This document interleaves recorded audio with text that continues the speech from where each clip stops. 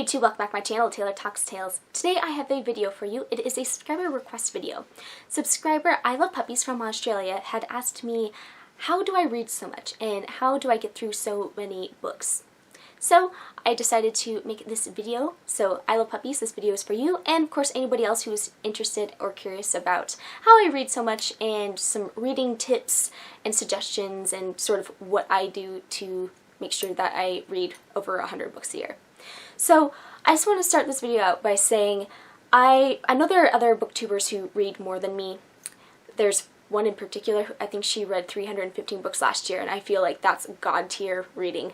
That's really impressive. For me, I read between 100 and 200 books a year comfortably, and I'm pretty happy with that. I don't count rereads towards my reading goals, and I also just kind of, it's not something I focus on too much because really when it comes down to it, I just read for the sake of reading and because I enjoy it and think it's really good for me.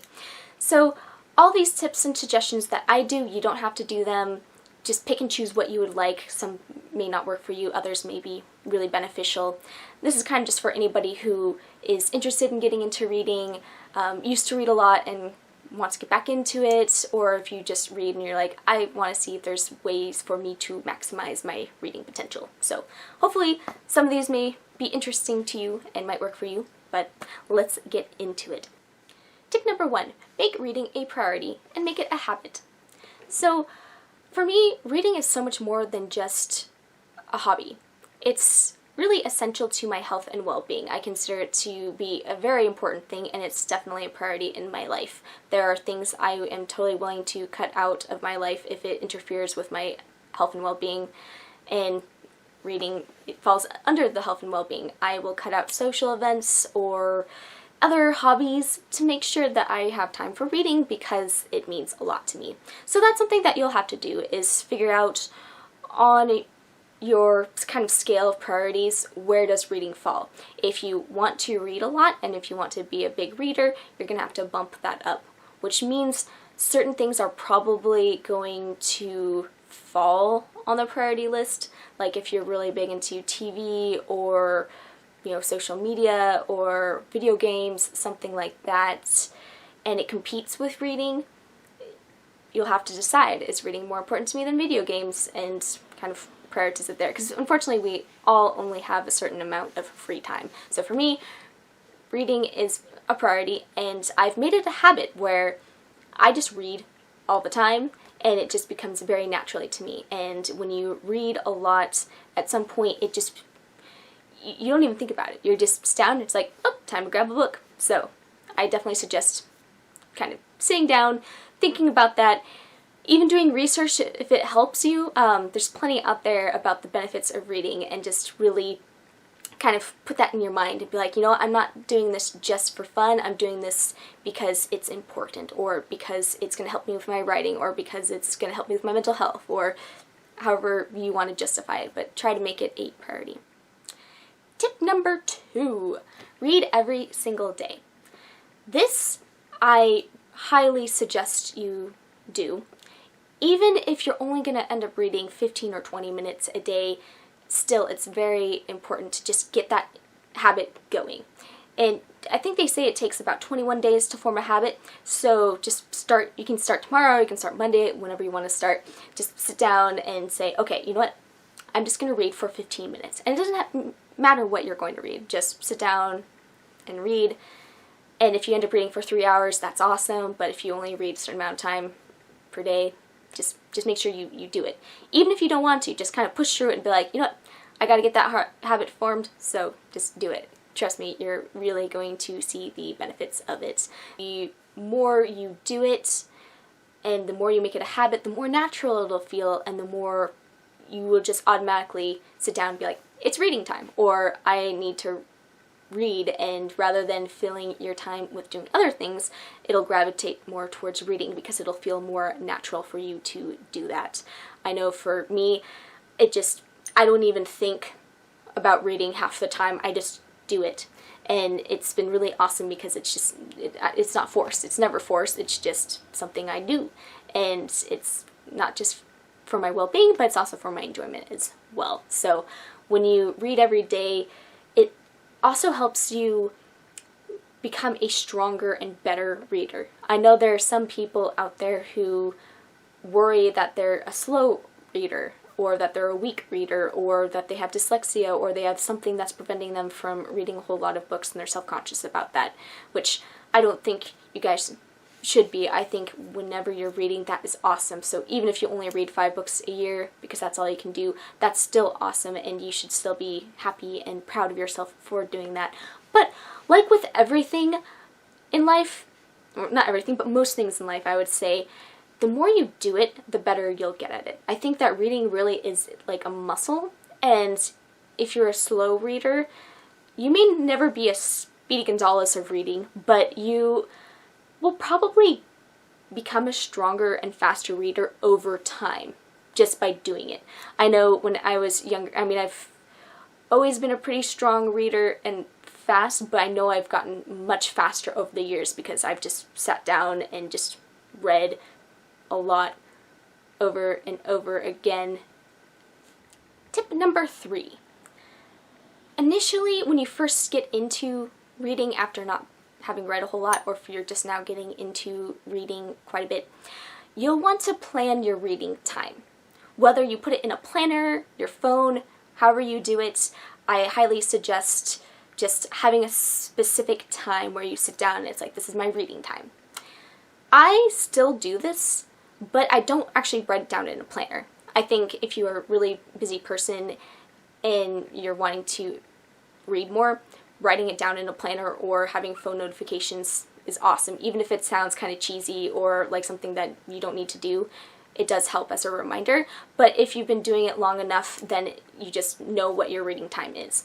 For me, I read all the time, but my specific times, usually I read a little bit in the morning before I go to work, and then after work I will read some.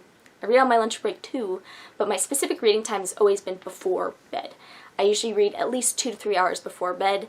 I don't have my phone on me. I don't do anything like to distract me from that reading time. So if I were to start with a planner and I were to plan my reading time, I would say like 9 o'clock, read until midnight. During quarantine, my sleeping hours have been a little bit different, but typically I would go to bed about midnight or 1 o'clock and usually have 3 to 4 hours to read because I'm a big reader. Number 4. This one's going to be a tricky one, but that is limit your distractions and limit your time on social media. I don't want to sound like somebody who's trying to demonize social media. That's not my intention. But I do think limiting your social media, limiting the amount of accounts you have, limiting the amount of time you spend on social media is going to help. And I think it's because most people don't realize how much time they truly spend on social media. And if you really get down to it, it's a lot. It's more than you would think. I learned that the hard way. I used to be on social media all the time, and I realized that was taking away time from other hobbies, from reading, from self-care, and it put me sort of in a negative headspace. So I just started deleting a bunch of my accounts, and I still have some. I have Facebook, I have Goodreads, and I have YouTube.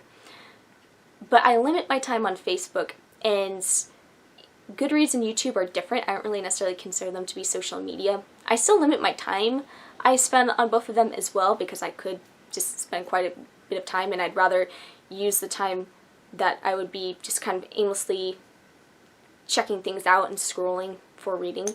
But I've seen a noticeable increase in the amount of books I've been able to read since I limited my social media. I do like 10 minutes in the morning of Facebook and 10 minutes in the evening of Facebook, and that's about it.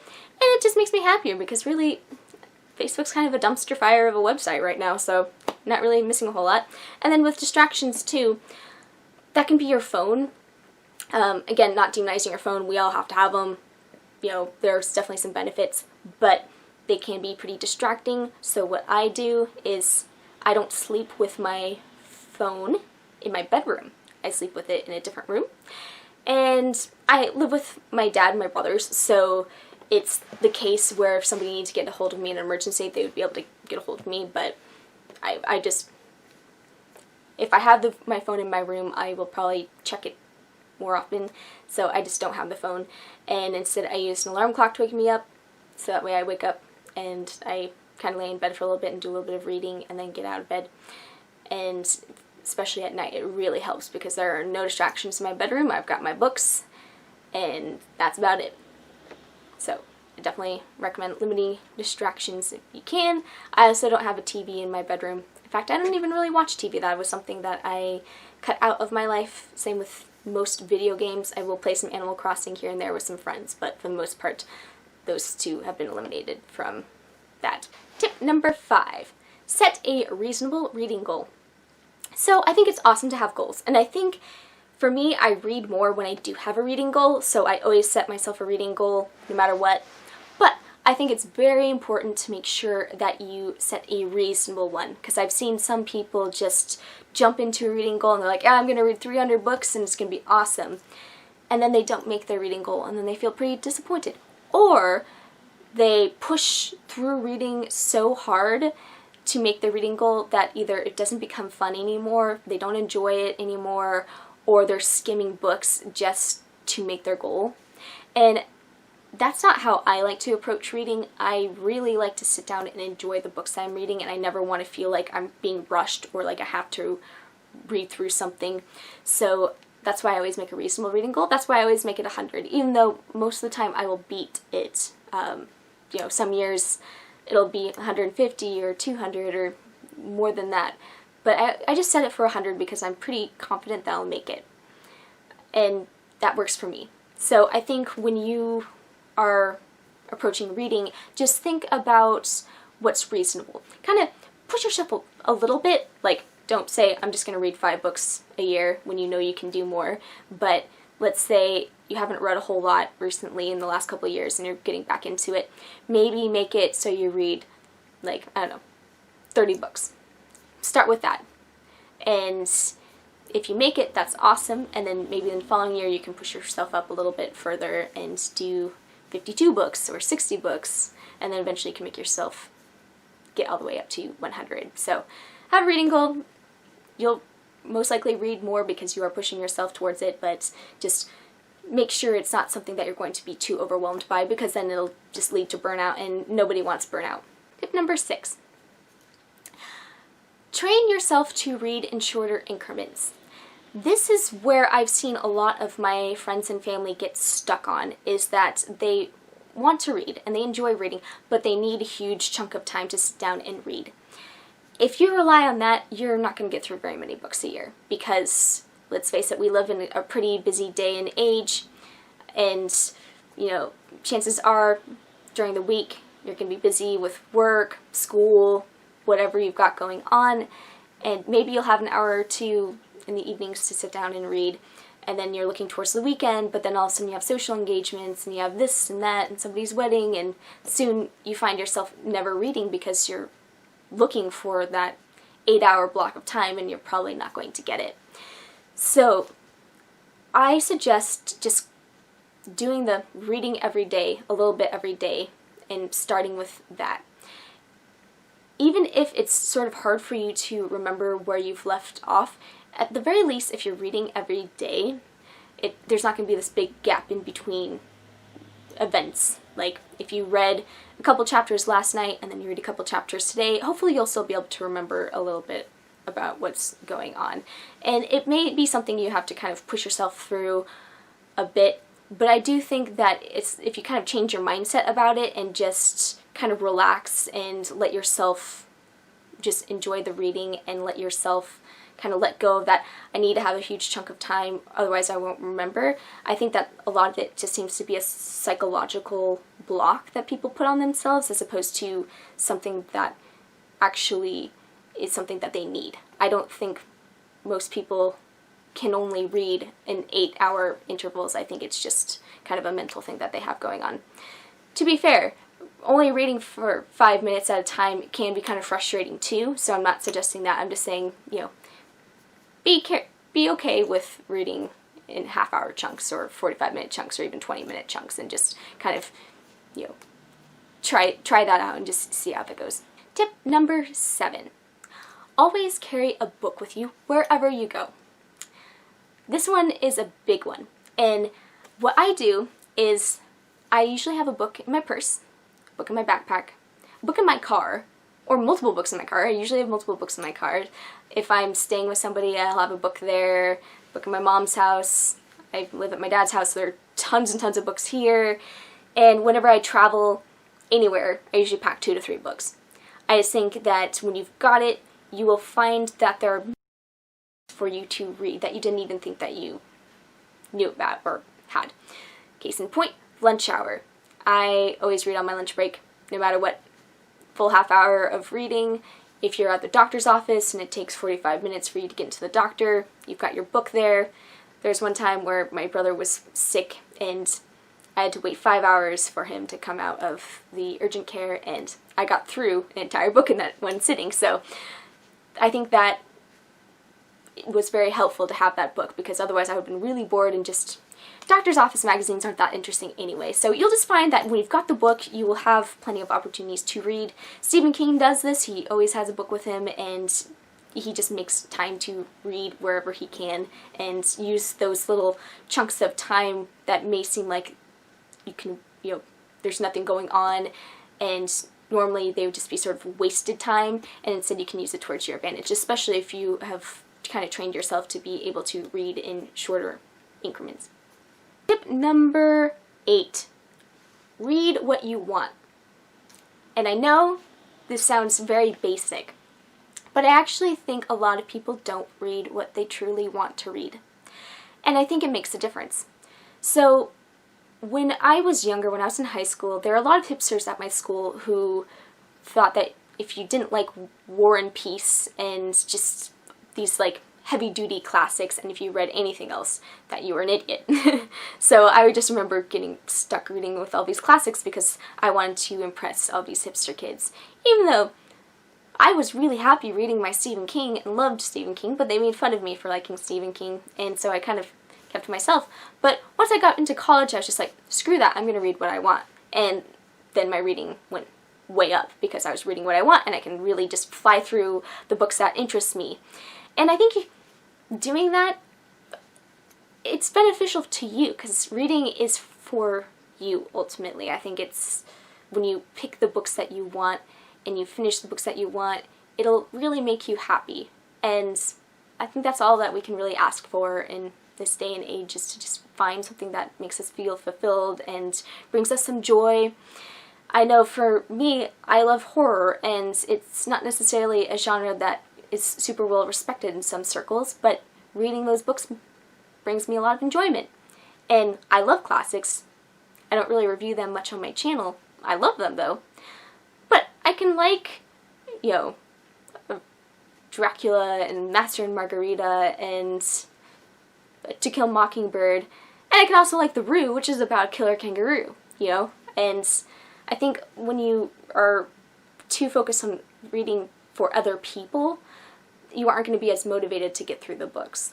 And no matter what, if you like erotica or romance, historical fiction, science fiction, regular old classics, YA contemporaries, horror, mystery, thriller, whatever floats your boat, read what you want. And because I feel like if you're not reading what you want, it'll take you more time to read through books, and it'll just be slower, and you could get stuck on a book, you could get burnt out. And this isn't saying like only read what you want and like never branch out. Like, I think it's important to branch out and challenge yourself, but just for the most part, treat yourself. This is something you're doing for you. So do what you want and have pride in what you do. Tip number 9. Mix longer books with shorter books when you're reading.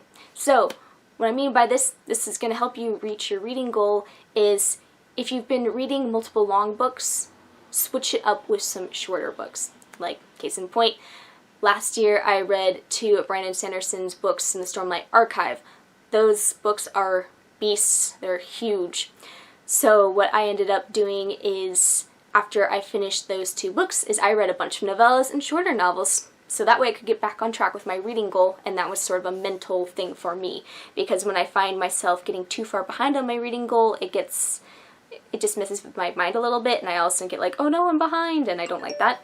So I find that keeping things mixed up a little bit really helps, and that way you feel like you're accomplishing things. I think that's really important when you have a reading goal, to have that sense of accomplishment.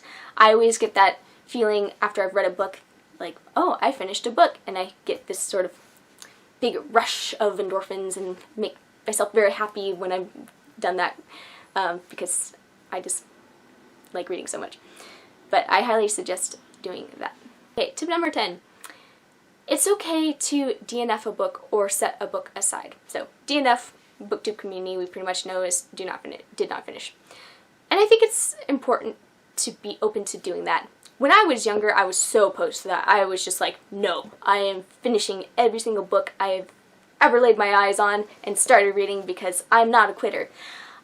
Now, I still try to finish books if I can, but I'm a lot more open to DNFing a book or setting aside a book. I have these books called set-asides that, for me, I plan on getting back to. Like, I was enjoying the book, but for whatever reason, I just wasn't in the mood for it. It wasn't clicking with me at that time, but I have a feeling I'll probably like it. It's just, I started contemporary when I wanted a horror, I started a horror when I wanted a historical thriller or something like that. So, for me, I have a separate pile for books that I'm going to come back to, and then I have a different pile for the DNFs. And the DNFs are like, no, this is a bad book, and I don't want to finish reading it ever.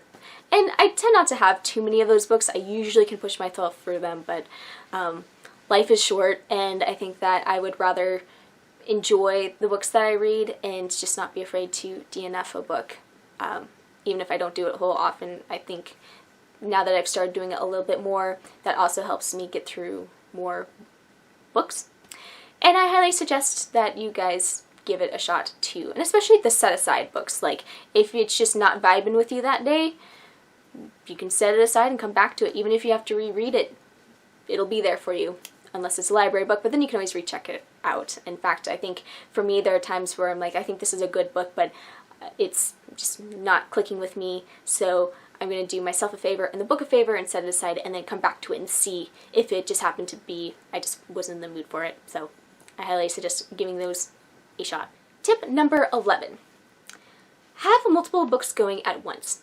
Now, this is something that not everybody can do, and that's totally fine. It's not something I do all the time, but I do typically, if I'm going to be reading a short story collection, what I do is I have the short story collection going, but then I'll also have a novel going. So let's say I'm rereading, I'm actually doing this right now, I'm rereading H.P. Lovecraft. So I read a couple of H.P. Lovecraft stories in the morning, and then, in the afternoon, evening, I will be reading my novel. And then sometimes there'll be maybe another novella or another book that has my interest in. That's a little harder to do, as opposed to like a nonfiction. I feel like I can be reading a nonfiction, have that going at the same time as a fiction book, so then I'll end up reading both of those books, and then like short story collection or poetry collection or anthology, something like that. But sometimes I can juggle multiple books, and it's worth a shot. If you can do it, that definitely will increase your ability to get more books done. It just, not everybody can do it, and I don't even do it all the time, so it's just totally up to you if you want to give that a shot. Number 12, avoid burnout. So this one I would say is very important and underrated, because if you end up getting burnt out, you might not come back to reading for months or years, so avoiding burnout is crucial.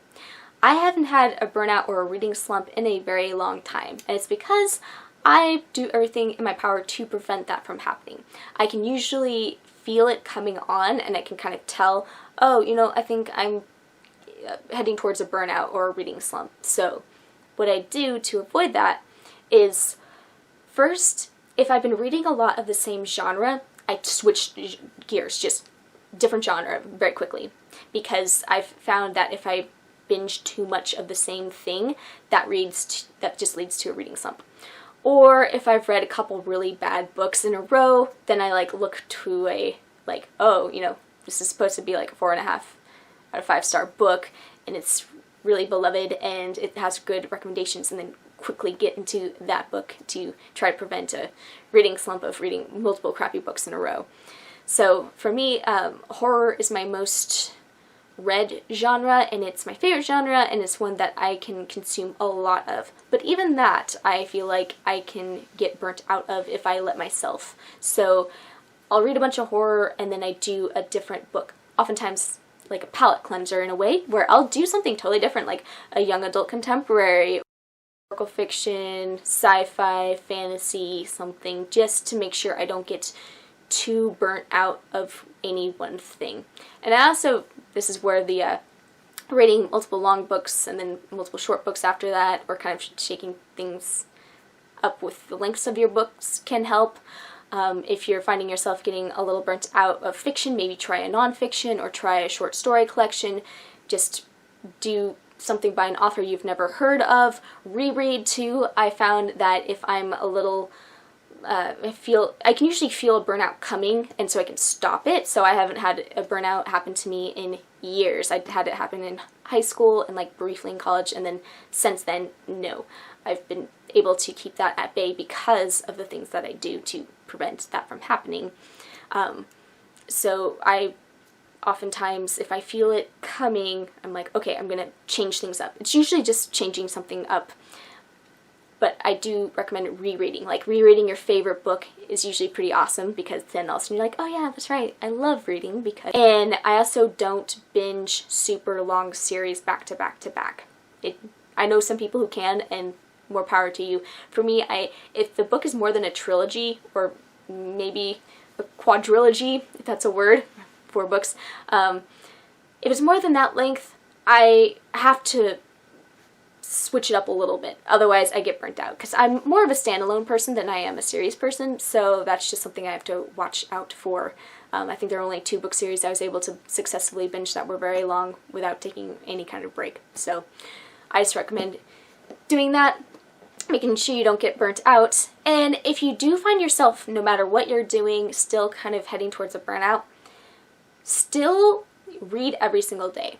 Don't break your reading habit. Just switch into something like maybe a how-to book. Like if you want to learn how to paint, or I'm currently reading a nonfiction book on growing mushrooms because I've always wanted to grow mushrooms, so maybe you can read a nonfiction how-to book, or maybe read the newspaper, or read a magazine, read fan fiction, whatever it is, even if it's not a book, just to keep yourself reading in your reading time. So if you're set to read between 9 and 11 p.m. every day, keep that still as reading time. Don't let it go towards watching TV or just going on to whatever social media and breaking that habit. Because breaking a habit is very easy, and once you've broken the habit, it's hard to get the habit back. So just be aware of that, and then you should be okay to avoid your burnout. Teen. Have access to a wide variety of different books, whether it's you own books, you have an e-reader where you can get cheap books, your library. Have a bunch of books on your TBR. Don't make the TBR list too huge, because then you can get overwhelmed, but have enough where you're excited and you're ready to go and you have access to the books very quickly. You don't have to spend millions of dollars on having a world-class library, but having some books set aside for you to read after you're reading whatever you're doing, I think is pretty nice. And also too, I know for me, I typically check books out at the library. So my library, you can check out like 100 books at a time, so it's a little dangerous, but I pretty much can check out a bunch. Right now during quarantine, it's a little trickier. The libraries are still closed, so I've been buying some more books. But it's been kind of fun treating myself a little bit, and I definitely have been having fun researching books and watching reviews and kind of picking and choosing which books I want to read next. But I just think that having some books ready to go can be very exciting. I know for me, when I look at my TBR list and I look at a TBR pile, I'm like, ooh, I want to get through this book so I can get to that book. And that keeps me going as well. So I definitely recommend that. Bonus tips. So these are the reason why I'm calling these bonus tips are these are actually 2 tips I I don't do myself, but I think would be very beneficial to you guys and for people who are wanting to increase their reading. First one is to invest in an e-reader and to listen to audiobooks. So getting an e-reader and reading ebooks, I think, can really boost your reading and the amount of books that you read. I personally don't, because I am a physical book person for the most part. I will read ebooks and occasionally I'll listen to audiobooks, but I really prefer print media and physical media. I have hearing issues, so audiobooks are a little bit harder for me to get into it. I need some kind of visual. I'm just not an auditory learner, and I actually am hearing impaired, so audiobooks are a little bit harder, but I will listen to them in the car on longer car rides, like if I'm going on a trip or something. And then with ebooks, I suggest getting a specific e-reader, because if you read ebooks on your computer or your phone, you're likely to get distracted and not be able to read all the way through it. Again, some people can do that. I just have not seen a lot of people successful with that, because it's just so easy to get distracted by a notification or surfing the web. So definitely look into that. And a lot of times audiobooks and ebooks are cheaper, so if you don't have a lot of money, that is an option, especially while the libraries are still closed. Alright, and the other suggestion that I have, and the other tip that I have, that I don't do myself, but I know some people have mastered the art of speed reading and have mastered the art of skim reading. I don't do that, because for me reading is all about the experience, and I'm a pretty fast reader to begin with, and I don't want to feel like I'm ever rushing through a book. I don't want to feel like all of a sudden I'm not enjoying what I'm reading, or I don't remember what I'm reading. So this wouldn't work for me, but I do know there are some people who just kind of want to get through the book and they can skim read and speed read. There are tons of videos on there how to do that, so you can look into that. I'm just not interested in it, but I do think that there is a possibility for that. So, alright, thank you so much for watching this video. I hope that this was helpful in some way, and again, you don't have to do any of these that they don't work for you. I personally, this is what works for me, but what works for me might not work for you, but I hope that any of this information may have helped you out with reading, whether you're getting into reading or you've already been reading a lot, or whatever your reading goals are in the future. I think it's just important to read no matter what you're reading and how often you read. I think it's just important to read. So thank you so much for watching this video. Please like, comment, rate, and subscribe, and I will talk to you guys later. Bye.